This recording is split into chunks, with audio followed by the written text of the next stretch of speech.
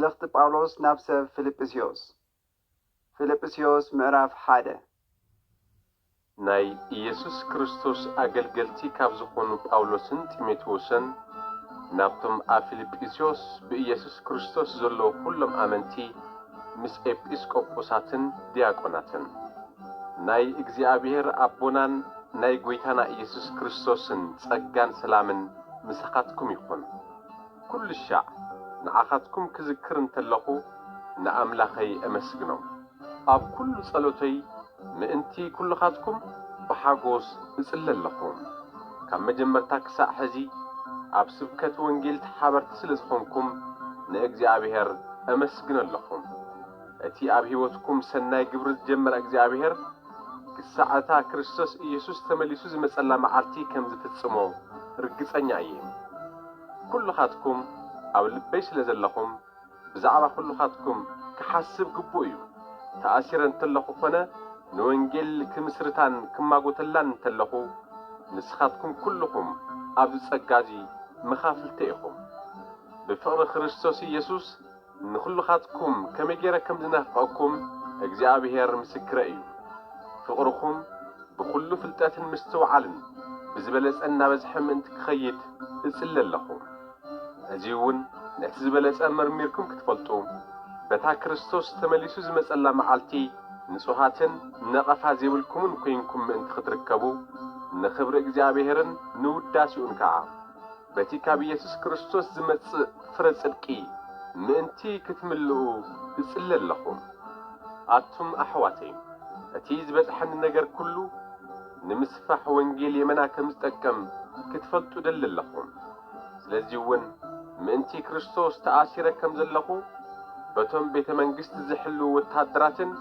በቶም ኩሎም ካልኦትን ተፈሊጠሎም ዝበዝሑ ካብቶም ኣሕዋት ድማ ብምኽንያት ምእሳረይ ኣብ ጎይታ ጸንዑ ብዘይ ፍርሓት ቃል እግዚአብሔር ንምንጋር እውን ዝበለጸ ትብዓት ረኸቡ ገሊኦም ብቕንዕን ብቕጽጽን ገሊኦም ግና ብሓቀኛ ፍቕሪ ብዛዕባ ክርስቶስ ይሰብከለዉ እዞም ዳሕሮት ንወንጌል ስለ ዝተማጎትኩላ ከም ዝተኣሰርኩ ፈሊጦም ብፍቕሪ ይሰብከለዉ እቶም ቀዳሞት ግና ኣብ ርእሲ ምእሳረይ ተወሳኺ መከራ ከምጽለይ ደልዮም ብቕንዕና ዘይኮነስ ብሻራ ብዛዕባ ክርስቶስ ይሰብከለዉ ይኹን ደኣ እምበር እንተስ ብተንኰል እንተስ ብቕንዕና ብዝኾነ መንገዲ ክርስቶስ ይስበኸሎም በዚ ድማ እሕጐሰለኹ ገና እውን ክሕጐስ እየ እዚ ተግባር እዚ ብጸሎትኩምን ብረድኤት መንፈስ ኢየሱስ ክርስቶስን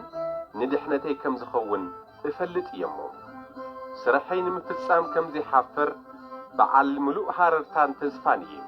ከምቲ ኩሉ ሻዕ ሕዚ እውን እንተኾነ እንተስ ብሕይወት እንተስ ብሞት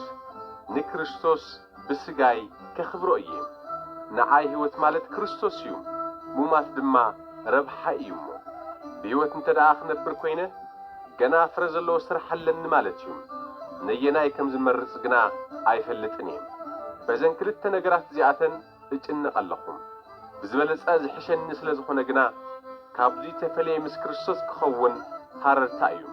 እንተኾነ ግና ብሕይወት ምጽንሐይ ንዓኻትኩም ኣድላይ እዩ በዚ ብምትእምማን ብእምነት ክትዓብዩን ክትሕጐሱን ብሕይወት ጸኒሐ ምሳኻትኩም ከም ዝኸውን ተረዲእ ኣለኹ መሊሰ ናባኻትኩም ምስ መጻኹ